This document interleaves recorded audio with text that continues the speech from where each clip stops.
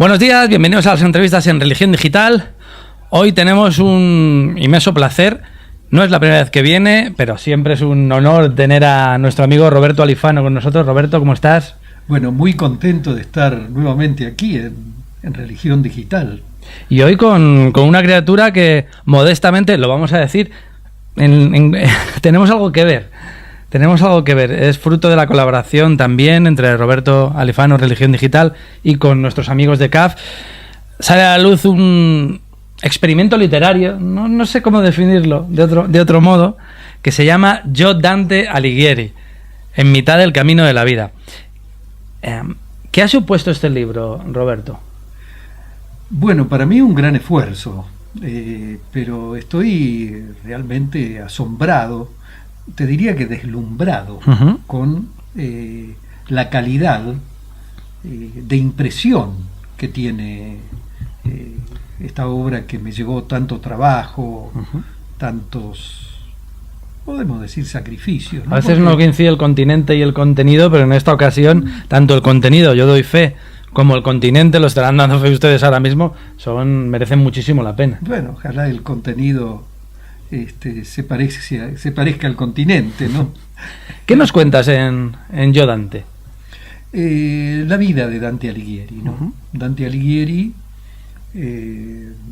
hace un viaje a Venecia para solucionar una probable guerra entre Venecia y Ravenna. Él viaja como enviado diplomático del príncipe Guido Novello da Polenta. Sí. Bueno, es un viaje que, digamos, estaban por entrar en guerra, en un conflicto bélico casi inevitable. Primero por unos viejos asuntos que tenían en una salitrera que pertenecía a Ravenna, y los venecianos, que era una de las repúblicas navieras, avanzaban mucho sobre otras regiones, ¿no? Y en este caso con estos vecinos de Ravenna, ¿no? Y segundo, un tema de pesca también. Los pescadores venecianos se metían a pescar en la costa de Ravenna. Entonces hay un conflicto, matan a dos marineros venecianos, los raveneses, y está a punto de estallar una guerra. Dante era muy amigo de los Sorazo, que eran los doge de Venecia, y bueno, entonces lo manda el príncipe Guido Novello da Polenta, que quería evitar la guerra, ¿no? Porque además los venecianos eran muy poderosos, ¿no? Y no tenían quizá ninguna chance de salir vencedores. Entonces Dante va a Venecia, consigue evitar la guerra, está alrededor de 2 meses, pero bueno, de pronto decide regresar, y se le ocurre regresar por las lagunas de Comacchio, que es el lugar donde se produce la desembocadura del Po. Y era un lugar en ese momento terrible, ¿no? Porque meterse en esas lagunas era contraer la fiebre amarilla, los mosquitos, todos los insectos que había, ¿no? Y enferma. Y claro, entonces cuando cruzan esas lagunas, Dante y varios de la gente de su comitiva se enferma de fiebre amarilla, y hacen alto en Santa María di Pomposa, una abadía que está entre Ravenna y Venecia. Se quedan ahí 3 o 4 días, ¿no? Era un lugar muy familiar para Dante, porque él solía cada tanto hacer una visita, digamos, iba a hacer sus retiros espirituales. Sí. Entonces se le ocurre pasar por esa abadía. Se queda 2 o 3 días ahí, y una mañana se levanta y bueno, ya está instalada la peste, ¿no? La enfermedad en su cuerpo. Y bueno, se va muy apurado, muy enfermo, para llegar a Ravenna y morir en su cama, ¿no? Como él quería. Pero ahí olvida parte de su equipaje. Por eso decíamos que no sabemos si, al menos nosotros, si definir este experimento como una novela, como un ensayo, porque eso, entre las cosas que olvida Dante en su último viaje, queda este manuscrito. ¿qué es? Que es el libro que yo reproduzco aquí, ¿no? ¿Y qué nos cuentas? ¿Qué nos puedes contar sin destripar? Y yo diría que el destripar manuscrito es auténtico, ¿no? Es auténtico. Es un manuscrito que nos permite conocer, como nunca hasta ahora, quién era Dante. ¿Quién era Dante? Y por qué. Su intimidad. Y por qué llegó a escribir lo que. Exactamente, por qué llegó a escribir la Divina Comedia y bueno, y otros libros, ¿no? ¿Y quién era Dante para Roberto Alifano? Y Dante, para Roberto Alifano, es el gran poeta, ¿no? El enorme poeta que dio la literatura universal, ¿no? Y que no solamente en lengua italiana, ¿no? Sino, yo diría, traducido a todos los idiomas, es el maravilloso Dante de la Divina Comedia. Es un hombre que es capaz de amar a una niña desde que son niños sin tocarla, como quien. Ese es el amor cortés, ¿no? Ese es el amor gentil. Digamos, ¿quién no le ha ocurrido cuando iba al colegio? Tenía 8 o 10 años enamorarse de una compañerita, ¿no? Pero él la amó durante toda su vida. Claro, la amó durante toda su vida porque la convierte después en el amor gentil, ¿no? Sí, sí.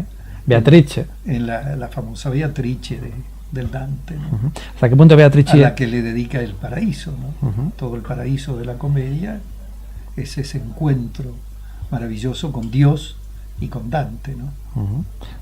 Dios puede tener rostro de mujer. Y puede tener, ¿por qué no? No sé dónde leí hace poco, creo que aquí en Religión Digital, que alguien había dicho que había vuelto de la muerte un sacerdote sí, cierto, y Dios cierto. Era mujer, ¿no? Bueno, que tienen que verlos. Yo creo que está más allá de los sexos, ¿no? ¿Dónde colocarías a Dante en ese universo que él imagina? ¿En el infierno? ¿En el paraíso? ¿Dónde le colocarían? Porque él acabó colocando, o le acabaron haciendo que colocase a determinados personajes. Claro, es terrible, ¿no? Por ejemplo, al Papa Bonifacio lo pone cabeza para abajo, ¿no? A muchos dignatarios de la Iglesia los castiga duramente, ¿no? Inclusive es implacable con Celestino V, ¿no? Sí, con el Papa que renuncia, es el primer Papa que renuncia. Que en realidad lo hace renunciar Bonifacio VIII, ¿no? Que parece que era un personaje bastante terrible, ¿no? Tanto es así que lo deja preso. 6 meses hasta que... Sí, y en el año 1300, cuando se hace el primer jubileo,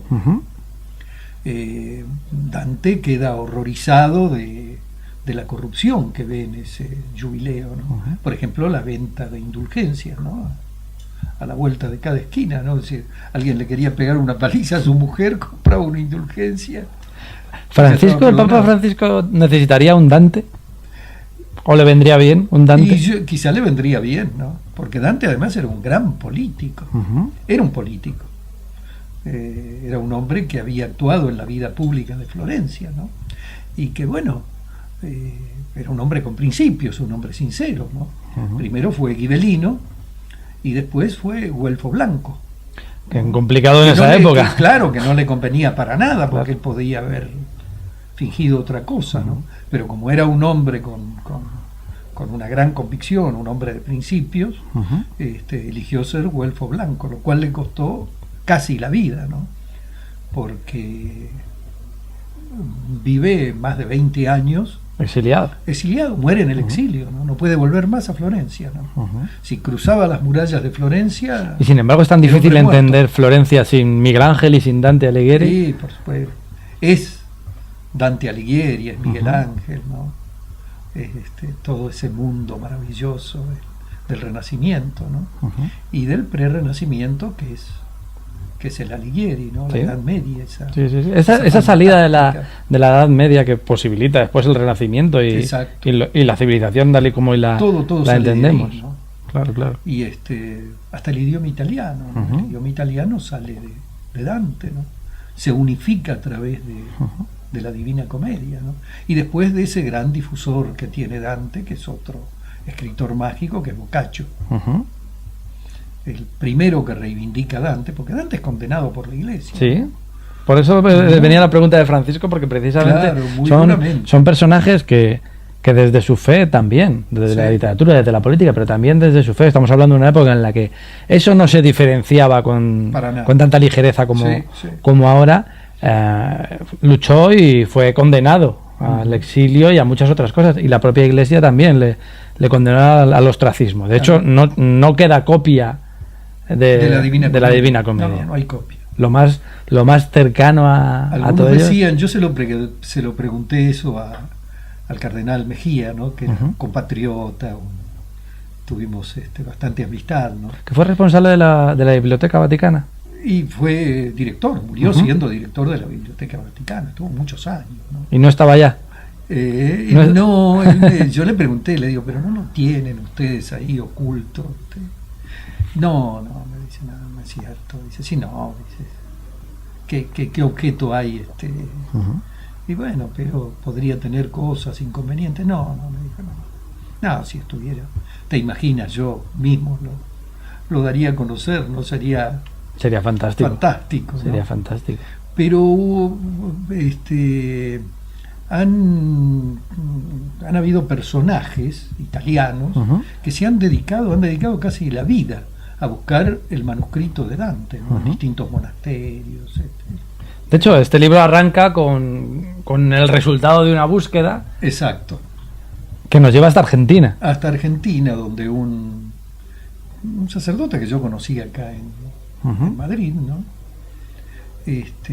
Quería viajar a Buenos Aires, a la Biblioteca Nacional, él me decía robar ese manuscrito, ¿no? Y efectivamente se produce después un robo en la Biblioteca Nacional, que fue durante la Guerra de las Malvinas. Pero claro, el contexto el contexto hizo que se diluyera esto, pero desaparecieron muchos libros y manuscritos de la Biblioteca Nacional, ¿no? Y quizá fue este hombre, ¿no? ¿Qué podemos saber? Como experto en Dante y en muchas otras cosas, pero estamos hablando de Dante, ¿cómo crees que es el conocimiento? ¿Cómo ha trascendido Dante y cómo se le conoce hoy? Porque a mí me da la sensación de que todo el mundo sabe lo que es la Divina Comedia, pero probablemente muy poca gente de mi generación haya leído la Divina Comedia. Sí, muy poca gente en Italia no, pero yo creo que las nuevas generaciones también están perdiendo ese hábito de leer la Divina Comedia que tiene, por ejemplo, mi generación, ¿no? Yo me encuentro con personas de más de 70 años que se saben de memoria muchos. Tú mismo, antes nos has hecho No, yo sí, bueno, un ejemplo. Yo soy un devoto de Dante, ¿no? Para mí es una suerte de ¿Cómo religión. convencerías a alguien de mi generación o a un joven que está estudiando, que está empezando a leer literatura para adultos ya, de que leer la Divina Comedia, y por extensión tú Dante, pero leer la Divina Comedia, ¿qué le puede ofrecer? Y un mundo, una perspectiva maravillosa, ¿no? Bueno, la Divina Comedia es un sueño de Dante, ¿no? Que lo transmite a través de la poesía, ¿no? A través de la belleza de las palabras, ¿no? Se aborda el sufrimiento, el amor, el dolor, el descenso a los infiernos, la resurrección, la vida con sus altibajos y con sus dolores. Così discesi dal cerco primaio, c'ho nel secondo che me loco cinghia, e tanto più dolor che punge a guaio.